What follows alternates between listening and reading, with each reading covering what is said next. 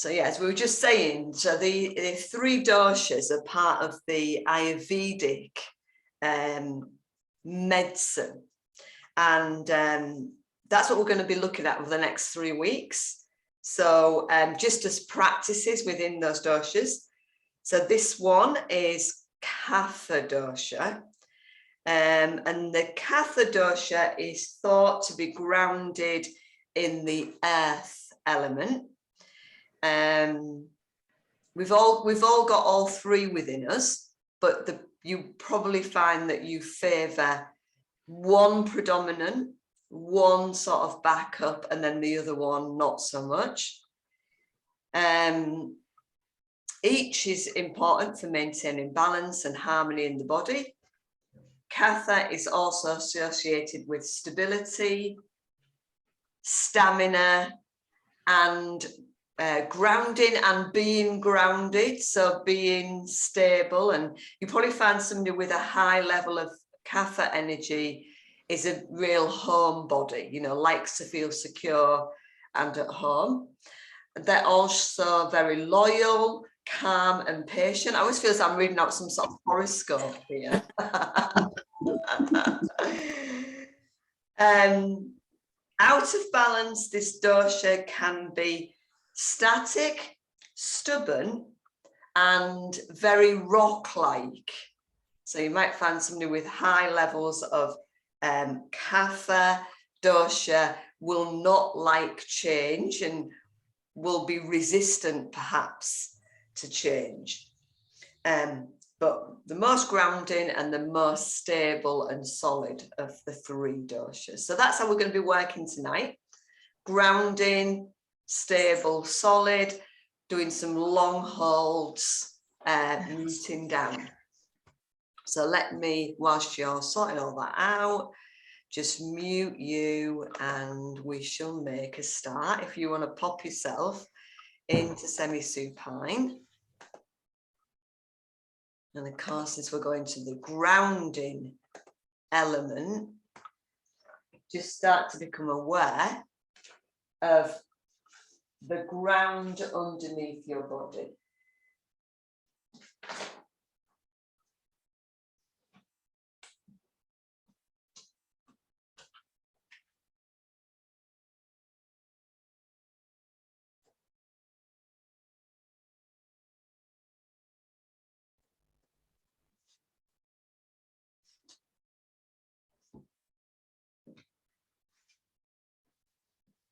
So as you allow that sense of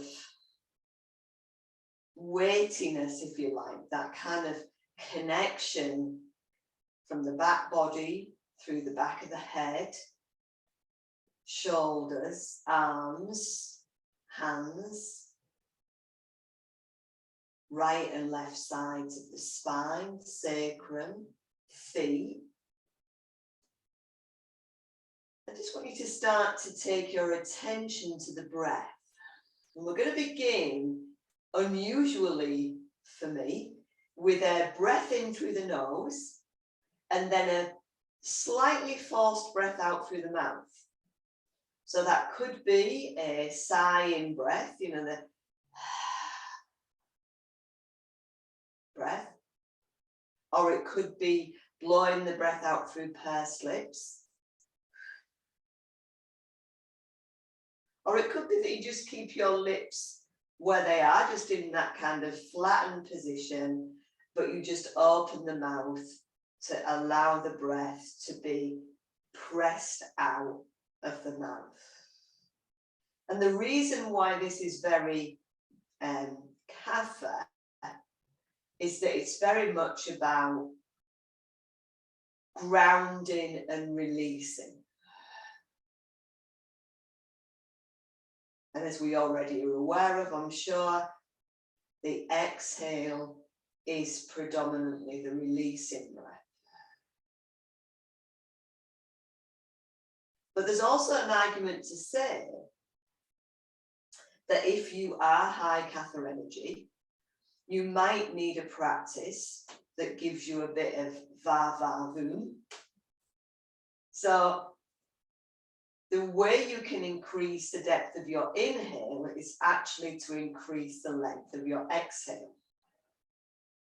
So by pressing the breath out through the lips, through the mouth, you might find your inhale starts to become deeper.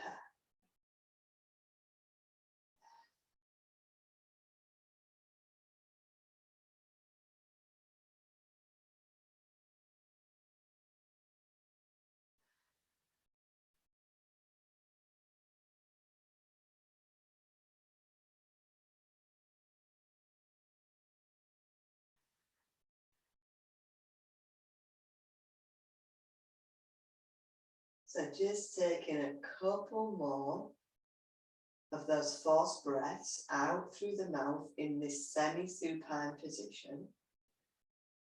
Seeing if that allows you to bring this deepening breath on the inhale.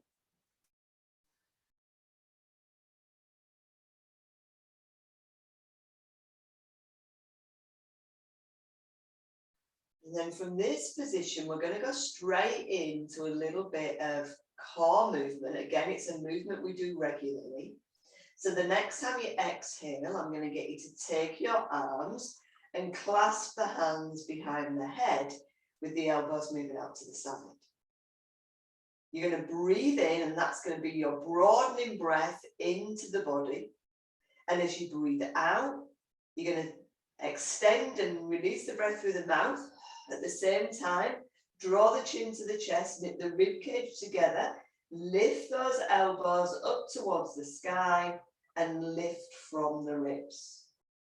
You're going to inhale through the nose, press the elbows back into the floor. And as you exhale, draw those elbows towards each other, knit the rib cage together, force the breath out through the mouth. Keep going, breathing in. Extend, release, breathe out.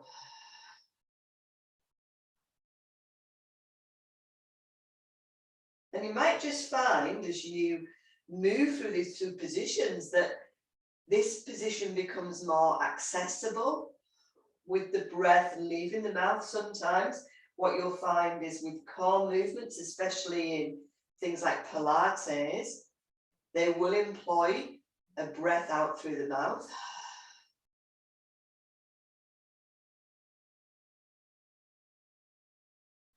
I'm going to get you to do 2 more.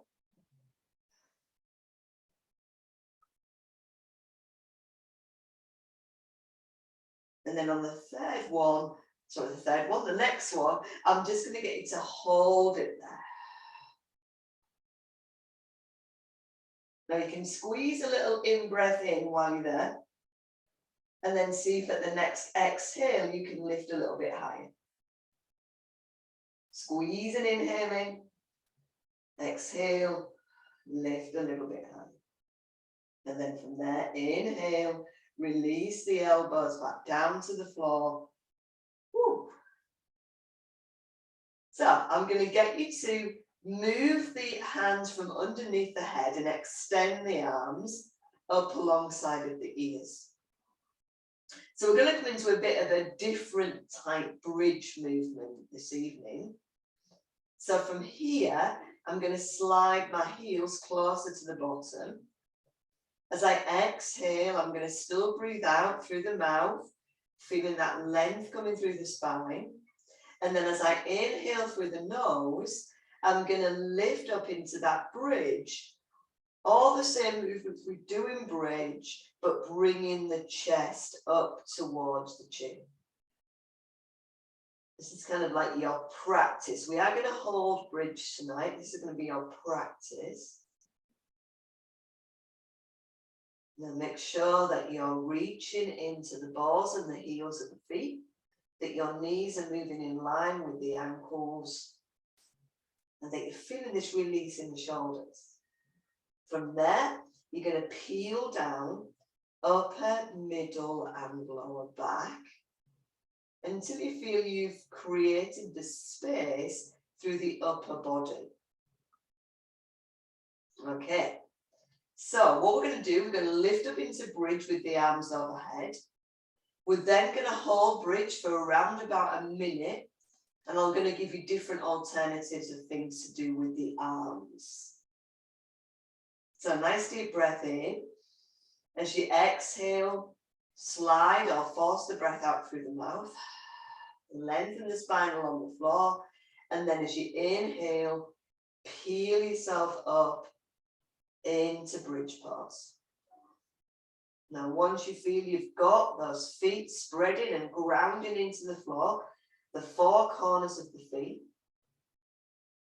you've got the knees moving in line with the ankles, and you could visualize that I was stood above you with my knees either side of your knees, making sure that those knees are extending forward.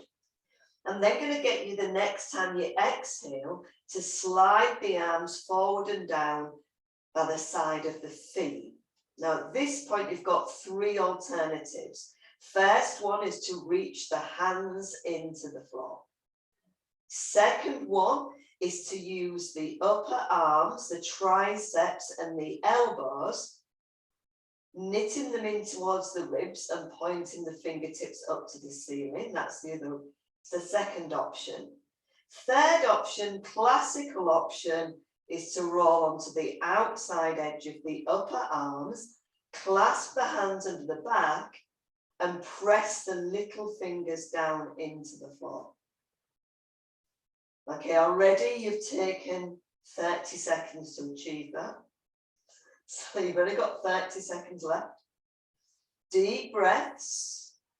Let's say we're going to have some nice long holds tonight. I'm probably quite bad for not giving you many long holds. So this will be very interesting to see how it feels for you tonight. Keep reaching into the feet. Keep feeling that stamina, that grounding, that balance with the earth. And then from there, wherever your arms are, just undo them and peel down upper, middle, and lower back, all the way down to the floor. Once you've got the spine lengthening to the floor, stay with it for a moment or two.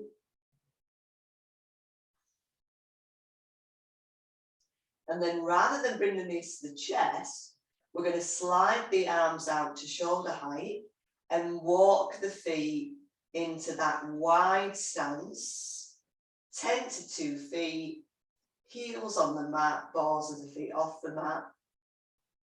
And then from there, we're just going to roll through the feet, just to take those releasing twists, allowing the legs to move to one side as you roll through the feet, and then to the center, and then rolling through the feet to the opposite side.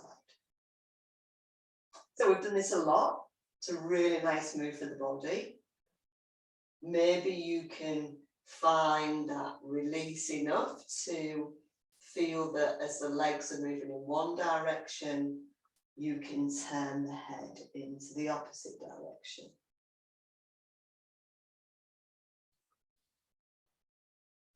So everything we're going to do tonight is going to be measured. It's going to be a little bit slower perhaps than normal.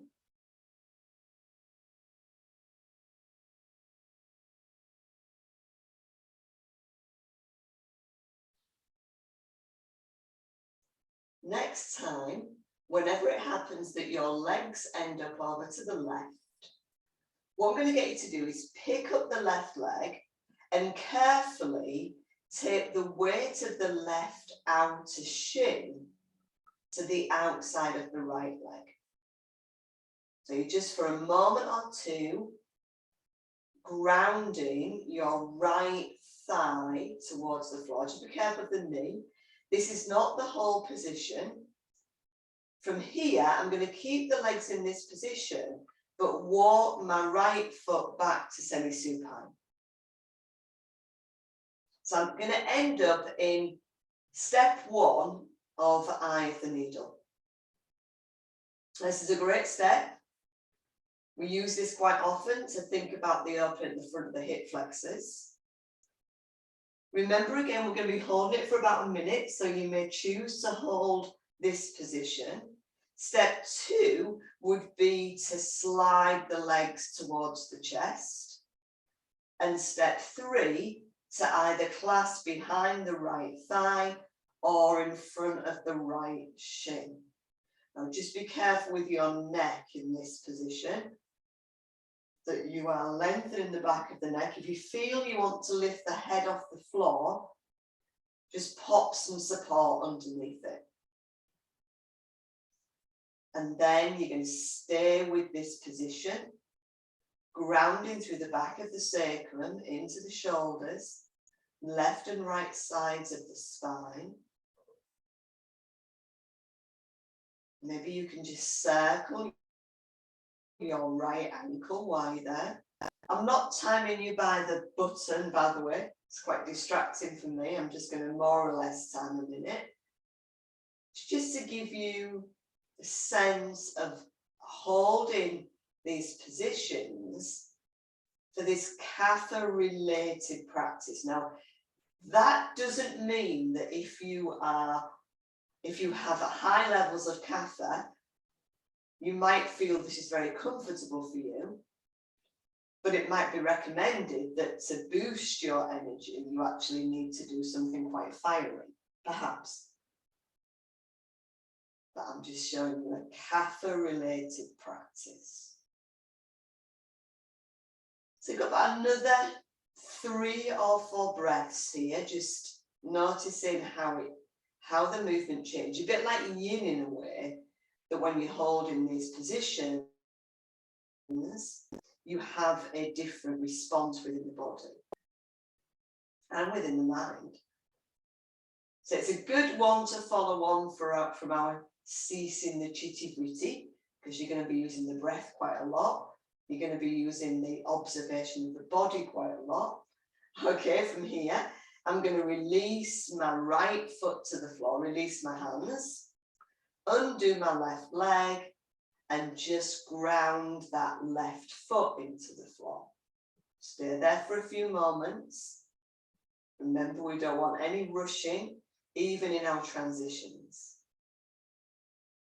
From there, we're then going to walk the feet out to the edge of the mat.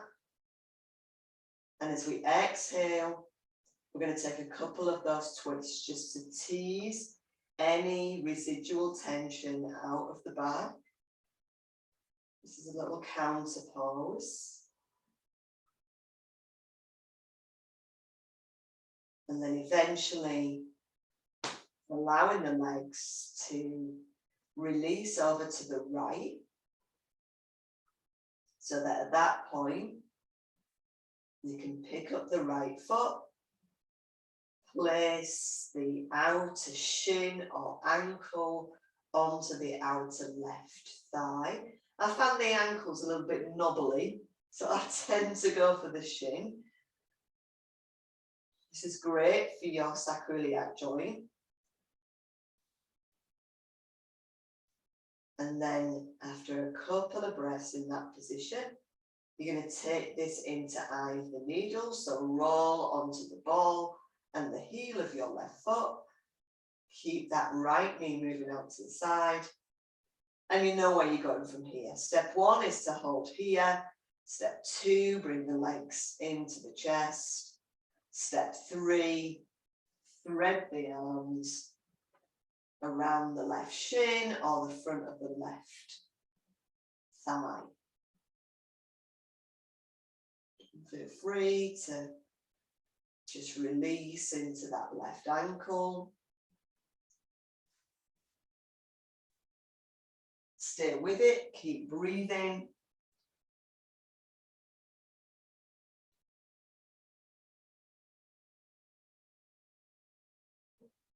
Now there is quite a lot of vibe across the yoga community that we should be doing this more, that to actually bring about any change within the tissues of the body, we should be holding between 1 to 2 minutes. You know, there's a sort of movement away from vinyasa flow and into static, more Iyengar type movement, which is very interesting. It seems to go in, you know, like everything in fashions. As we find out more about the body, we're making these adjustments. Okay, well done. So, releasing, that's why I like to do a variation, bringing in both of these things, hopefully to give you experience and to help these movements within the body. So, from this position, I'm just going to get you to, just as you counter pose, just one at a time, slide the knees into the chest.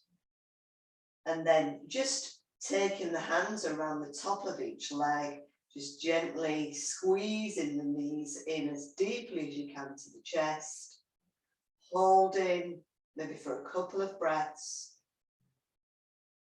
before releasing the legs away so that the arms go into extension. And then do that again. Knees into chest. So by now you might have reverted back to breathing in and out through the nostrils. That's absolutely fine. And if you haven't, I'm going to want you to do that from now on. And then from here, I'm going to keep my knees as close to the chest as I extend my heels to the ceiling. So I've got that lovely length emerging at the back of my hamstrings. Again, if it feels that it's going to be too long a hold for you, please feel free just to lift the sacrum and pop the brick under for a little bit of support there. Obviously, you'll need to move that support when we come to roll up to sitting. So from here, let's take it on from there. So you can roll off to one side, or if you feel that you're in a position that's going to allow you to roll up to sitting from here, certainly feel free to do that. Once you're up to sitting, you're going to slide the legs around so that you're going to come onto all fours. And here is where I'm going to get you to employ your brick. So we're not going to do cat-cow tonight. You might be cheering, you might not be.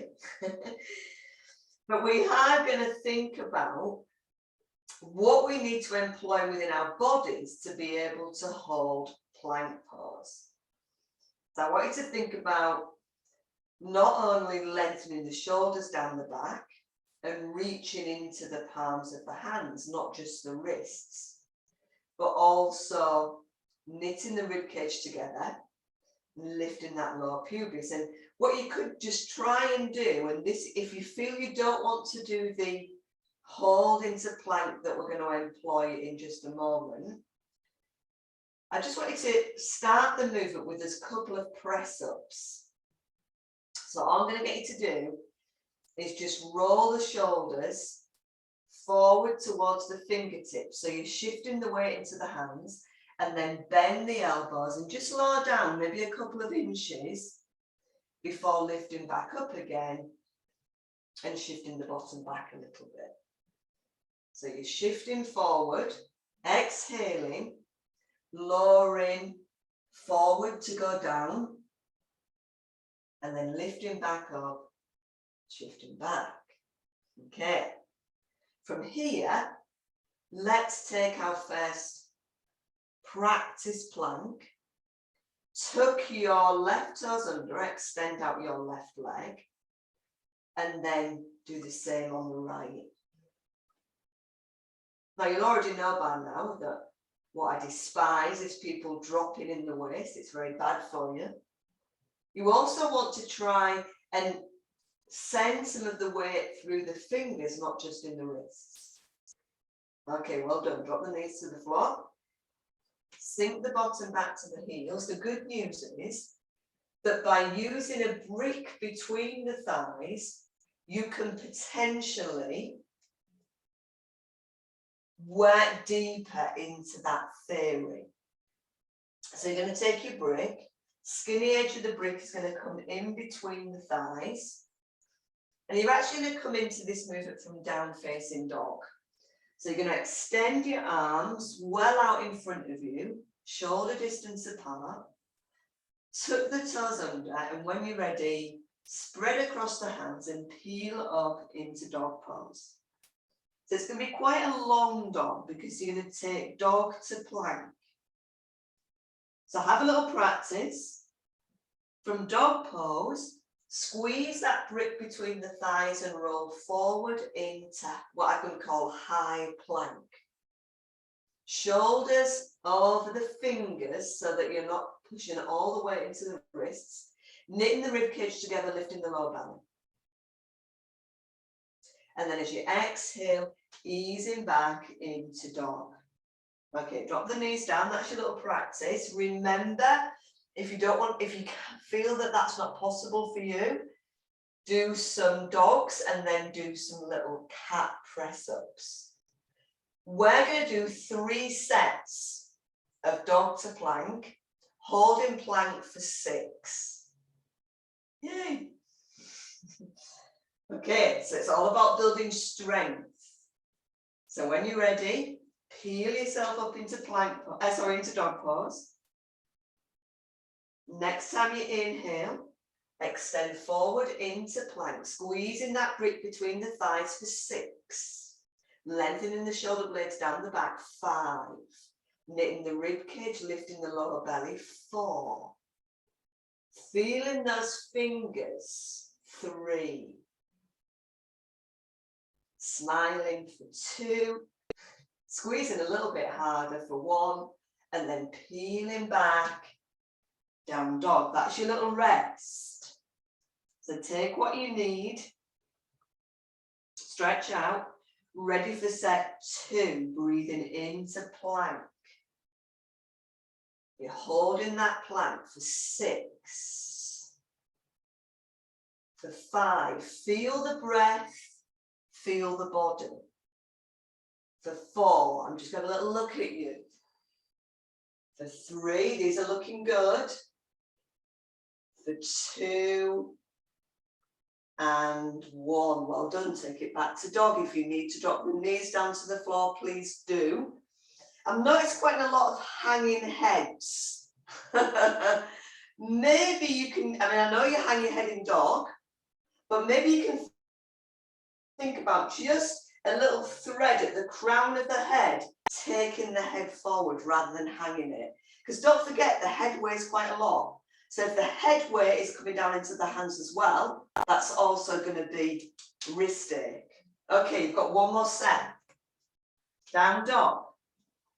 So as you move forward into that plank, you're all sorted with the length in the back and the lift of the waist for 5. Try and think about having the crown of the head lengthening forward rather than hanging down for 4.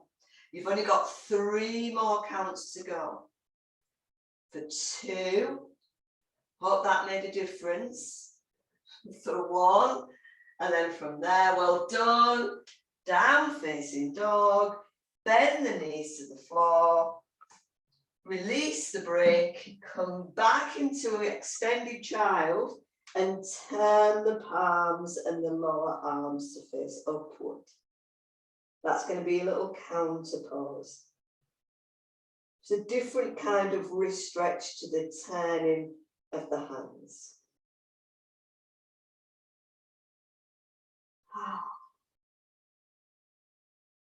And feel free to, express that energy. Perhaps, again, breathing out deeply through the mouth.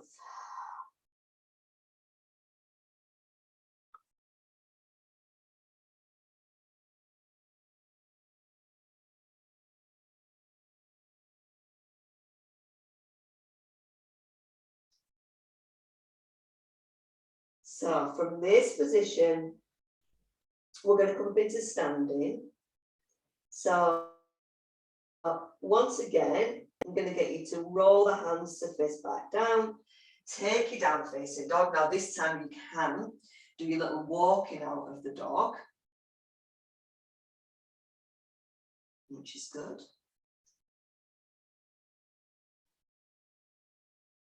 And then from here, you're going to keep the left knee bent. You're going to extend the right heel to the sky, this three-legged dog position, balancing that right heel by lifting up towards the waist with your left shoulder blade. Really feel that somebody's got hold of that back leg and is lengthening you. And then use that movement to slide the knee to the chest on the exhale, and then stride the foot where the right hand is. So you're just going to lift the right hand off the floor. Slightly change this from Monday, because I was feeling some people were a bit too far out with their legs. So the first movement we're going to do is we're going to bring the brick at its lowest level underneath the left hand. So my right knee is in line with my right ankle. My left hand is on the brick underneath my shoulder. And from here, I'm going to take my right arm out to the side. And I'm going to turn and twist to the right. Really turning my belly and my ribs inside of that right inner thigh. Keep grounding down through the right foot and try and be buoyant in the pelvis so that you're not dropping into the pelvis on this one. You're almost lifting into the pelvis. Good. Again, the crown of the head lengthens out, just like we did with the plank. Yeah, I know, I'm holding you there for longer. Try not to let that right knee pull away. And then as you exhale, you're going to bring the right hand inside of the right foot and drop the left knee to the floor.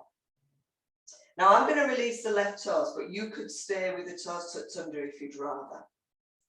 Now this time, we're going to move into a variation of gecko. So I've turned my brick, I'm going to put it on its middle edge. And then from there, I'm going to pop my hands on the brick. So my hands are inside of the right foot. And I'm going to roll onto the little toe side of my right foot. So I'm hoping you can see that. You're going to be able to see the ball and heel of my foot. So my right knee is moving out to the side, a bit like a Baddha Konasana move, but I'm balancing on the little toe side of my right foot. Lovely. Now, you've got options here. You can stay with this. You could lengthen forward through the crown of the head and maybe bring your elbows onto your brick, providing you're not rounding the back too much. If you've got your block as well, you could bring your block underneath the brick, make that elbow ledge a little bit higher. This is a little bit like pigeon, but in a much more energetic way. So can you feel that you've got that buoyant pelvis again? You're not dropping down because you can't. You've got to keep that pelvis buoyant. You've got to keep the core. Core is going to support the grounding. You can have amazing results in your down facing dog after this. Now, we're not going to hold this for as long as you could, but you could hold this for anything up to 3 minutes. Soften the shoulders, let the shoulder blades slide down the back. Keep feeling the sensations that are going on in your outer right hip. And then from there, ease out, come back onto the ball of the right foot, and your counter pose, believe it or not, is your hamstring stretch. So can you see I've moved my brick to its highest level inside of my right leg. Got my right toes being drawn towards my body and I'm resting on my right heel. Chest is lifting. Lovely. Don't have to use the brick, some of you I can see. Got your fingertips down to the floor, that's absolutely fine. What I'm not going to ask you to do is bring your head down. I want you to keep your chest lifted. So we've gone from an outer hip rotation to a lengthening through the back of the hamstring. This is all going to mean wonderful things for your down dog. So let's move the brick out of the way just for a moment. Move forward again to your lunge. Take it into downward facing dog.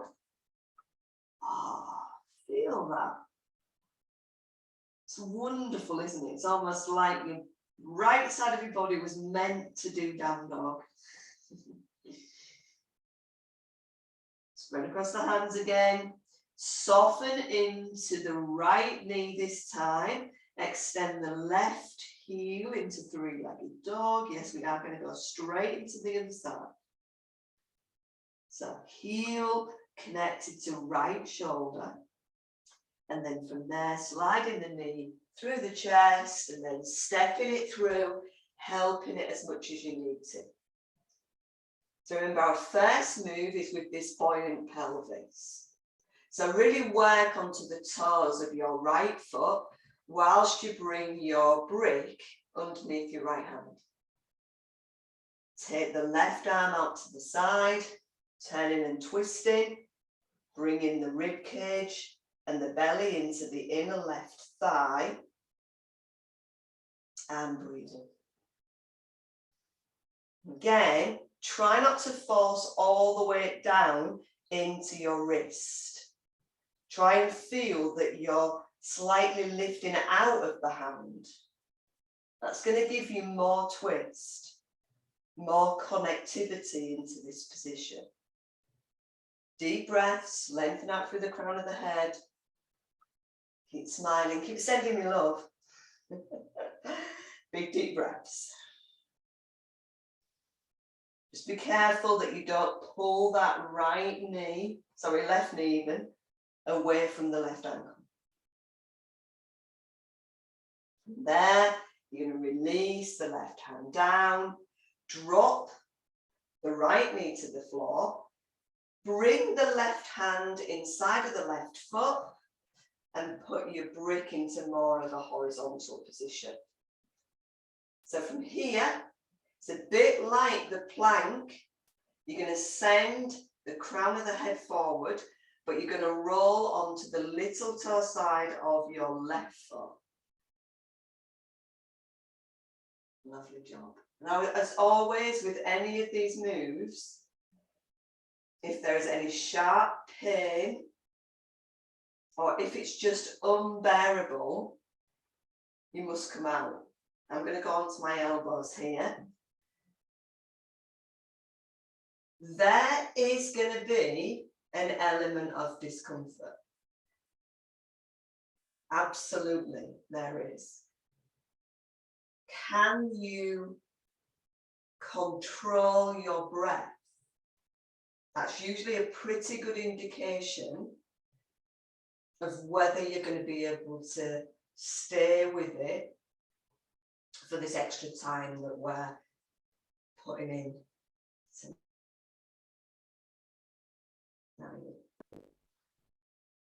If your breath is ragged and you're fighting to breathe, please come out.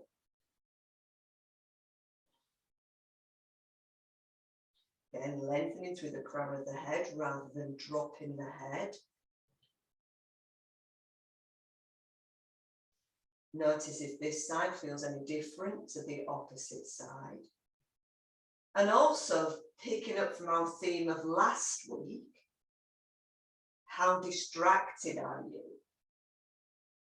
Can you use the breath to clear the mind of all the How long am I going to have to stay here for? Thoughts.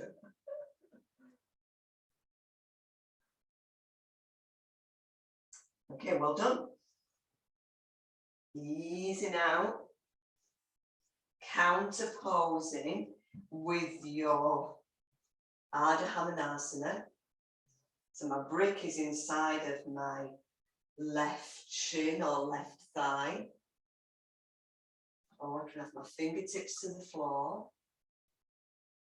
Lengthen my chest forward, draw my toes towards my shin. Lovely job.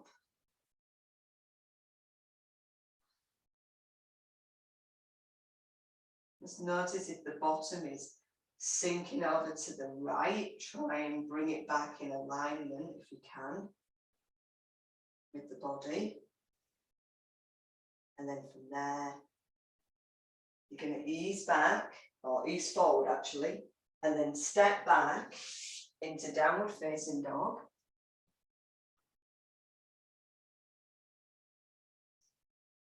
Before once and again, having a little breather, so bringing the knees to the floor. Now, if you prefer something different, take swan. Open the knees wide, big toes touching. Remember, there's all sorts of things you can do here. So you could rest on the elbows, bring the head into the hands. You could release forward, head to the floor. Or you could just keep the elbows on the floor and just lengthen the top chest forward.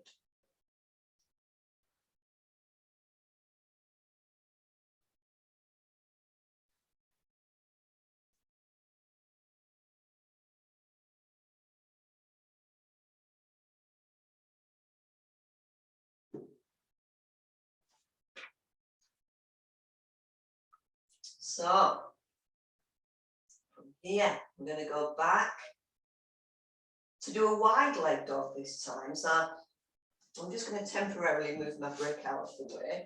I'm going to pick up the edges of my mat with my hands. I'm going to take my feet as wide as the edge of the mat. And I'm going to take this wide leg dog.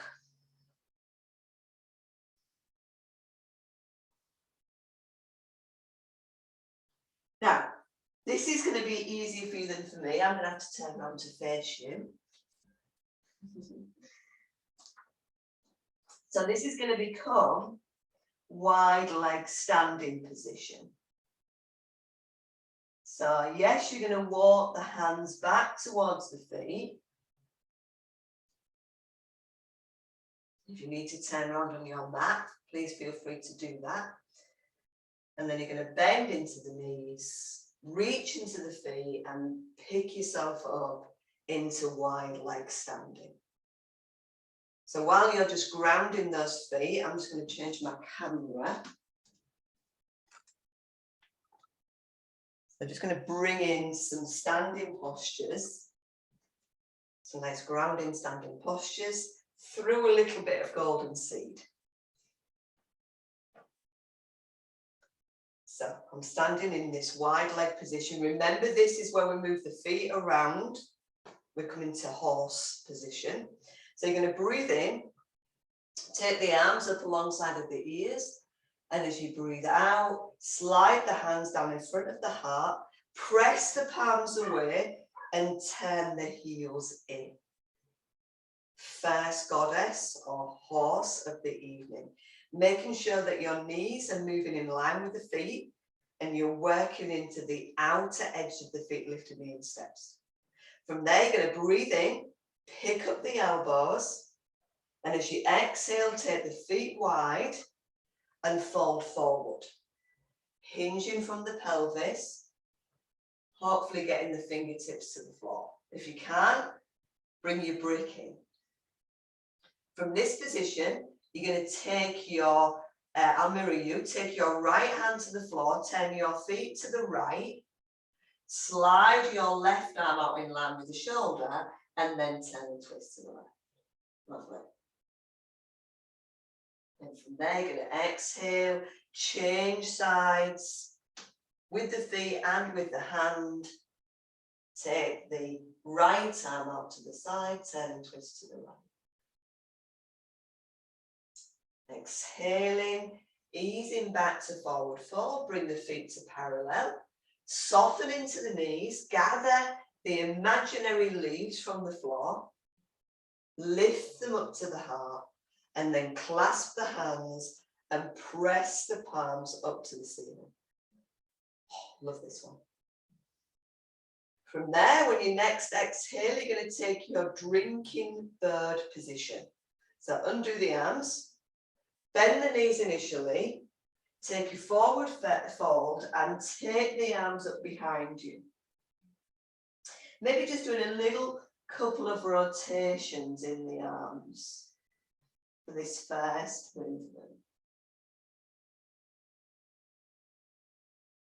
The next time you breathe in, you're going to bring the heels in, bring the arms alongside of the ears and sit in to your horse pose. So I know you love horse. Very grounding, very balancing, very much to do with stamina. Okay, let's do it again. Exhale, drinking bird. This time, think about perhaps bringing a little bit more weight into the balls of the feet, lengthening the legs.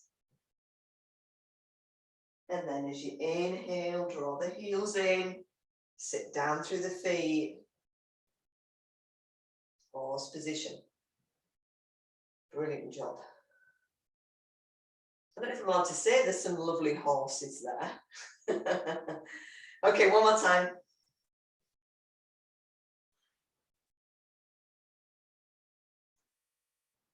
So even in this, the flow is very slow. Might have to add a few breaths in. Next time you inhale, sitting into your horse, try and find your sit bones moving into the heels. Okay, now from here, I'm going to open my arms wide and I'm going to reach down and pick up my brick here. I'm going to place my brick outside of my right foot. Because from this position, I'm going to go into warrior two. So I'm going to turn my left heel out, turn my right foot to 90 degrees. Now, unusually for us, because we're doing hold in this position, we're going to take a wider warrior two. So I want you to have your right heel opposite the left heel, rather than heel opposite instep. And the reason is because I don't want you to do anything nasty to your sacroiliac joint here. So I want you to be able to roll this left hip around. Rib cage stays central, but you can roll the hip in. Then from there, you're going to take your lovely arms and extend them wide. Now what's going to happen, hopefully, because you've got this wider stance, you'll be able to keep your right knee from rolling inwards by sending the right outer shin into the edge of the brick. So it's just going to stabilize your warrior. From there, I'm going to turn my right palm up, bring my left hand down my thigh, and take my reverse warrior. I always feel it's a relief to do this. Again, I'm just going to hold it there. It's quite a nice hold. Maybe gazing into the inside of your right arm. Deep breaths. Well done. From there, we're going to inhale, release out. We're then going to take the right hand down in front of the pubis, the left hand up towards the sky. And what we're going to do is just gently, so it's going to be like this side stretch. I'm going to move from this position. And as I swing my arms around, as I change my arms, I'm going to take that back side stretch that you've just held. And then I'm going to move the arms again, bring my right forearm onto my right thigh into side angle. Swing the arms again. Keep the right knee bent, but move into that reverse warrior. Okay, I'm going to do that twice more. Flow through the arms. Keep the legs strong. Side angle. Flow through the arms. Back extension. Okay, one more set.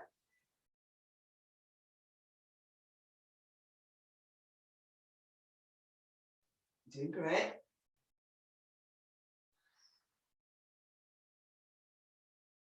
And then as I ease forward, I'm actually going to hold side angle. So I'm going to bring my right forearm onto my thigh. I'm going to spin my ribs around to the left. Bring my left arm alongside of the ear with an option of taking my fingertips onto my brick at its high level or even a lower level. I'm holding for 6, for 5, for 4, 3, 2, and for 1. Well done. Breathing in. Well done. Back to warrior 2. Now turn the feet to parallel. You're probably going to feel I feel quite hot. My forward fold is going to be my counter pose. But I'm going to add in a little bit of a back bend. So with my hands on my hips, I'm going to feel I'm opening from the front pubis all the way up to the throat. And then as I exhale, I'm going to lift my thighs, hinge forward, maybe slide my hands down to the fronts of my shins, or if I'm lucky, hands to the floor. And then I'm just going to move between these 2 movements of breathing in, lengthening through the crown of the head and the back body. And as I breathe out, gently releasing my head down towards the floor. I'm going to do that twice more. Now it does help here, if you've got your hands on the floor, to feel that you're drawing the hands towards the feet. Well, towards the gap between the feet. So that's one movement, and then flow forward. One more time.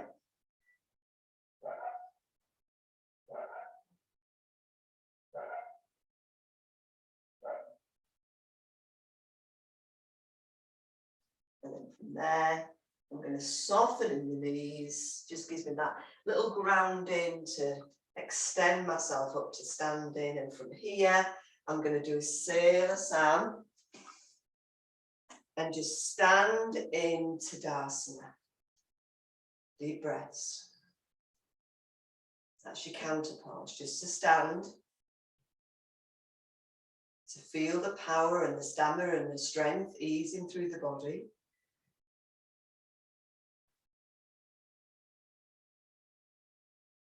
Good.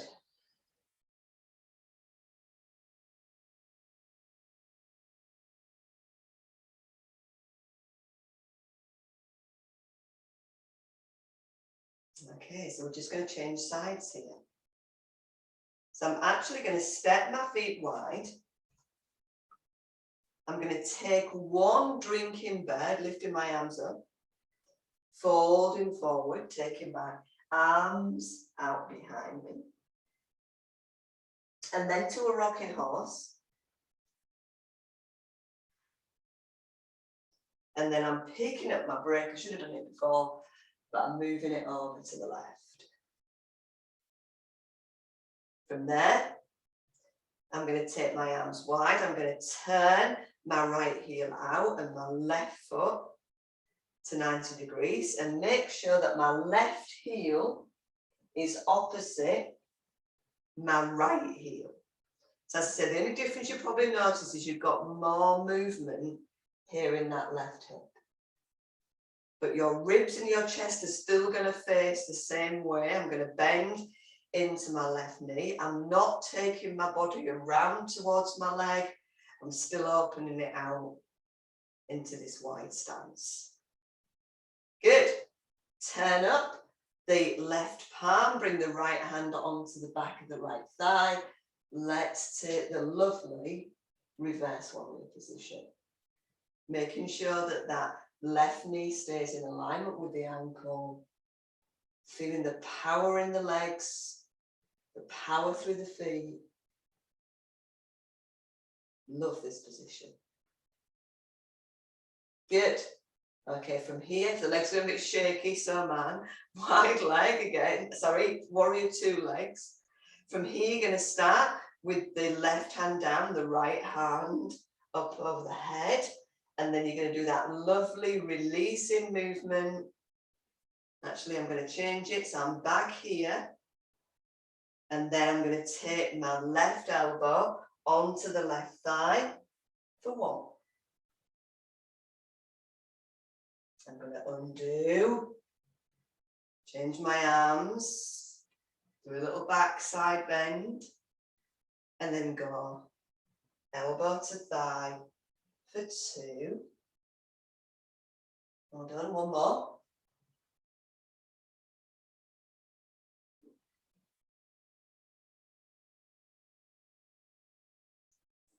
Three. Ooh.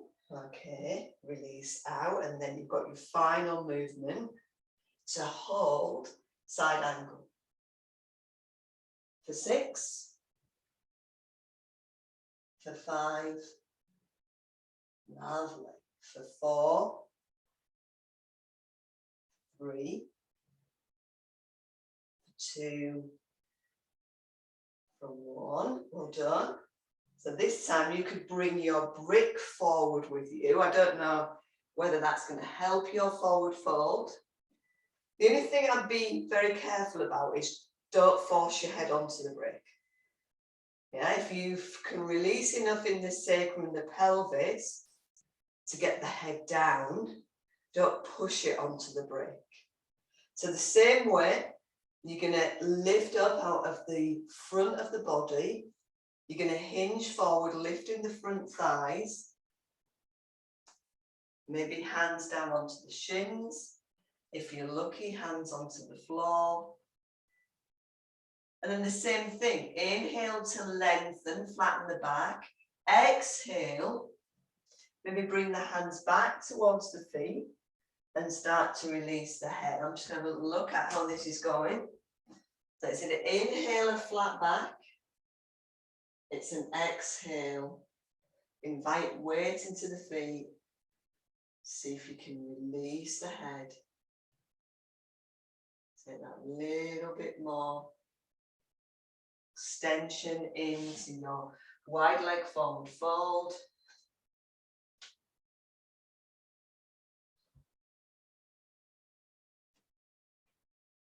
Without bending the knees, of course. And then from there, well done. I'm just going to ease out. To come out of this position, I'm just going to turn around to face one of my feet, and I'm going to take it back to down facing dog again.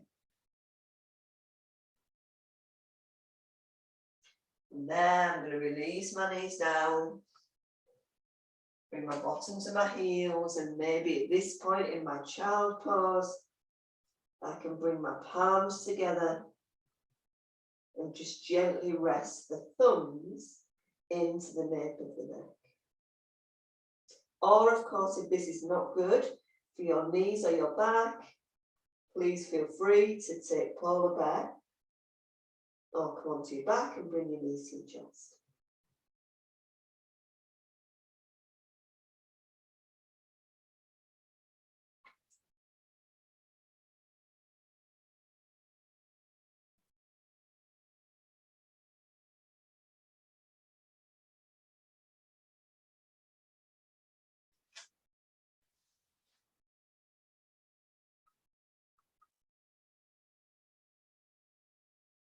Excellent.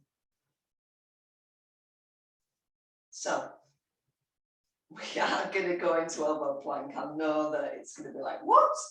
We're almost at the end of the class, but we'll do it in a nice way, if there is such a thing. So we're going to come on to our fronts to start with. We'll come into it through the lovely recovery position. So have a little rock from side to side with the hips as you rest the head on the hands. From here, move over to the right edge of your mat, slide the left leg out into recovery.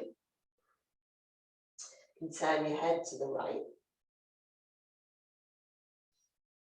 Now you might think, how does this fit in with elbow plank?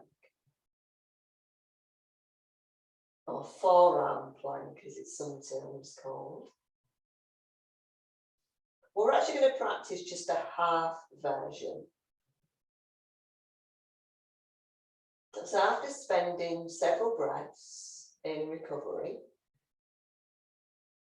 what I'm going to ask you to do is press into the hands, keep the leg out where it is at the moment, and slide the elbows underneath the shoulders. So you're in a kind of Sphinx recovery position. I've got a bit, I'm sorry, I've got a little bit cloudy. I'm still here. I'll change my camera in a minute.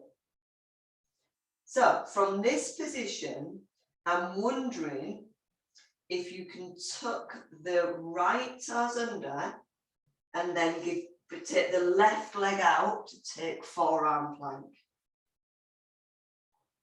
without sticking the bottom in the air. Just going to get you to hold for a couple of breaths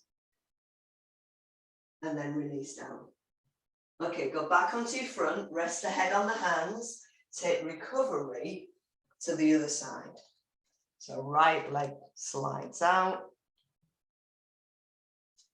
head turns to the left.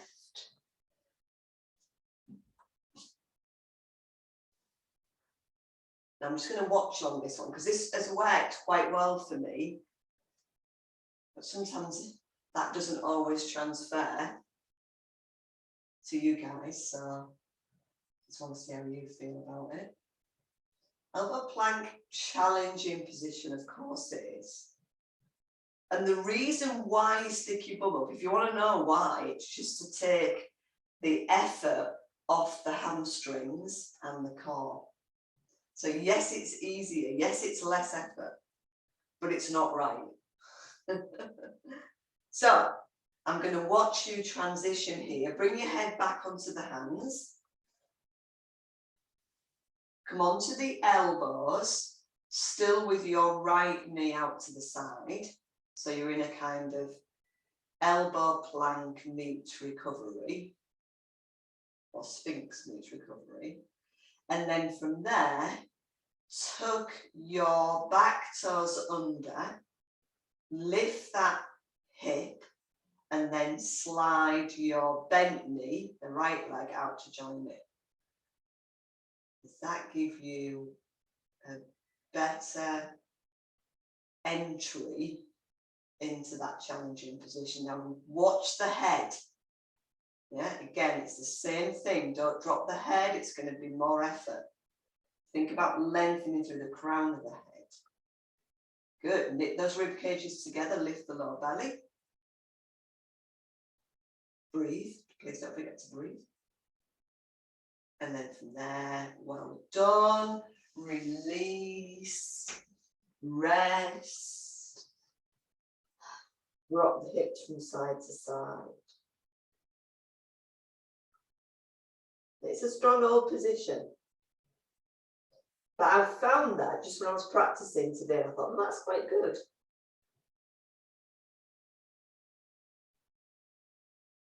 Excellent. So, we're almost there. We're going to come from this position into your extended child, unless you want to throw in one more elbow plank. I'm very happy for you to do that. If you wanted to do that, my suggestion would be take it from Sphinx. So pull your Sphinx Tuck your toes under, reach back through the heels, and then lengthen the head out in alignment with the shoulders without sticking your bum in the air. For those of you that have had enough, absolutely fine. You're going to just ease yourselves back into any version of extended child or polar bear. People that are holding the plank, stay with it just for a little bit longer. Imagine you're squeezing those legs into the brick. I know you haven't got the brick there, but if it was there, good job. Okay, drop the knees down. Join us in your child variation. And then from there, we're actually going to come into relaxation from here. Now, what I thought we'd do, just for a bit of variation, as you, I mean, I don't know if you need to put any warm clothes on, I certainly don't, but perhaps you do need to. What I'm going to do is take you into your relaxation in like a hammock position. So either with a brick or a block, you're just going to have the feet on a support so that the feet are going to be higher than the pelvis. So that immediately you're going to feel a very heavy spine.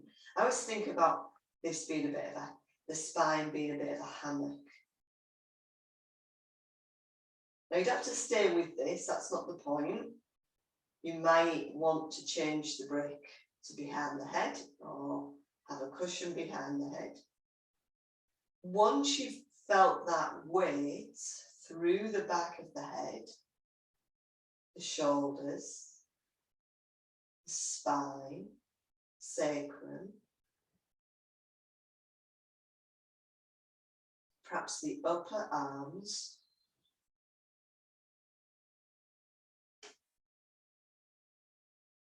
I'm then going to offer you the opportunity to either stay like this, to place the feet to the floor in your regular semi-supine, or to stretch the legs out into Shavasana.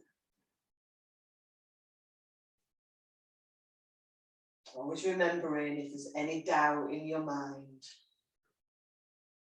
pop a blanket underneath the knees,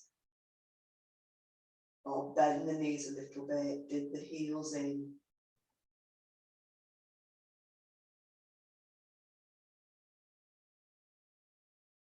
I've seen people do this. I've never quite got it, but just because I don't get it doesn't mean that you can. I've seen people do Shavasana with their heels on the brick. It doesn't work for me, but it's always worth trying, see if it does anything for you. For me, it just makes me more feminine.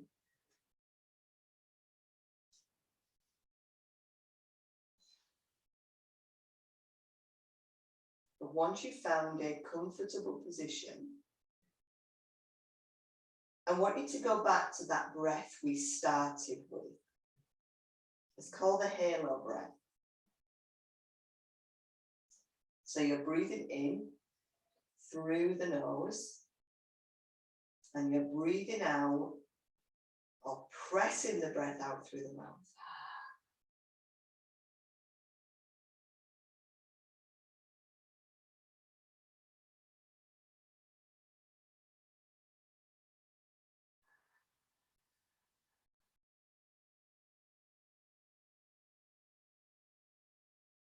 Now, as you're taking this breath through your relaxation tonight, every time you breathe out through the mouth, I want you to see if you can make a part of the body heavy and relaxed that currently isn't. So I'm going to use the example of my hands.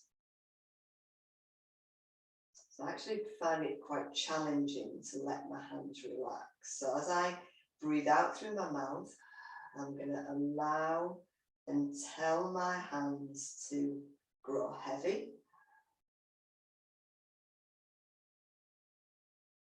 I'm going to breathe out to the word relax.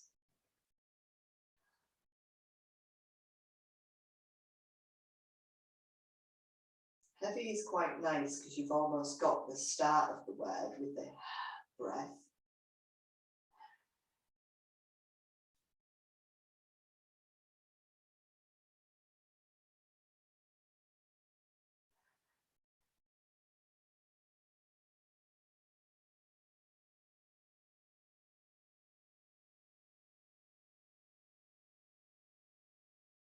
I'm going to leave you to continue like this just for a few minutes.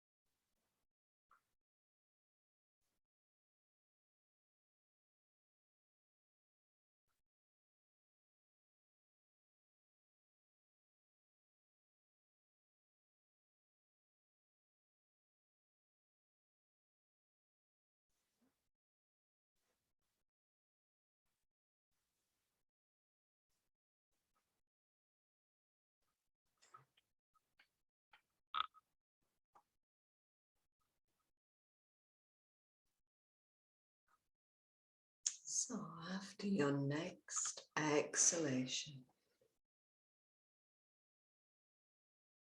I want you to release your attention on the breath.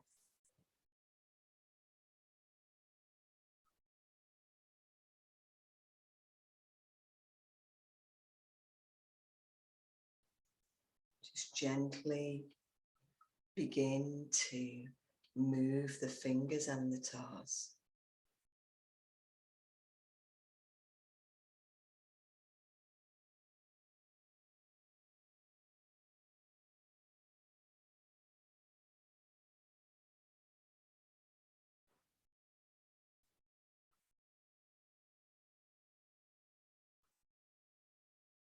From there,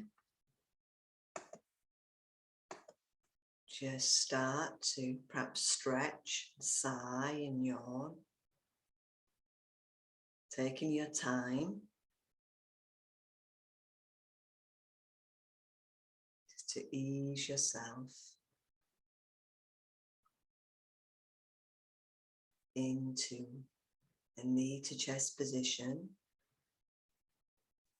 having a little rock from side to side.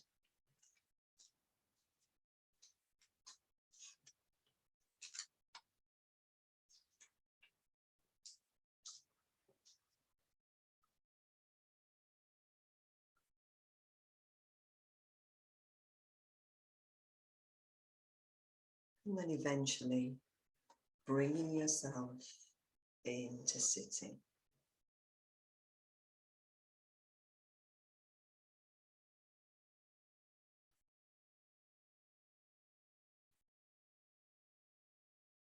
It's taking a few moments just to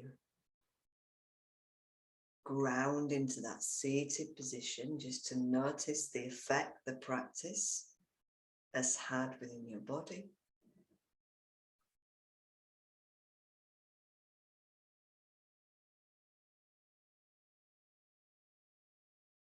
And then from here, when you're ready, draw those big circles out to the side, gazing up to the thumbs. And as you exhale, release the fingertips down through the third eye, right thoughts, to the lips and the throat, right words, and to the heart, right intentions. Well done, namaste. Good, good, good. I don't know why Wednesdays always seem to go quicker than Mondays. Don't know if that's a thing.